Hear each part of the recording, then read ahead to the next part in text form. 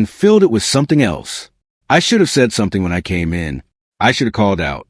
I did not. I walked to the ground floor, and it was empty, and I went upstairs. The bedroom door was not fully closed.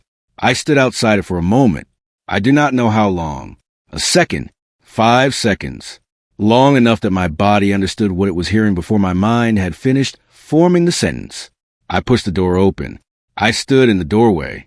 I am not going to describe what I saw in clinical detail, because the clinical detail is not the point, and because I spent a long time trying to make the clinical detail the thing I thought about.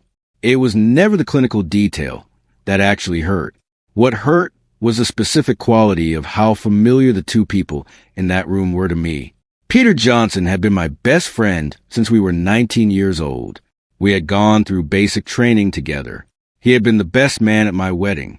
When I had told him I was being deployed and that I needed someone to keep an eye on the family, he had looked at me with the expression of a man I had trusted completely, and he had said, "They're in safe hands." I swear it. He saw me first. The color left his face in the specific way that blood leaves a face when the body is preparing for something it has no framework for. Catherine turned. She did not apologize. She looked at me with an expression I had never seen on her face before, and would later spend considerable time trying to categorize, and would ultimately decide was the expression of someone who had been waiting for a specific thing to arrive, and was now simply observing its arrival. I stood in the doorway. I said nothing. I stood there for what was probably 90 seconds, but felt like the specific duration of something enormous passing through you and leaving you different on the other side.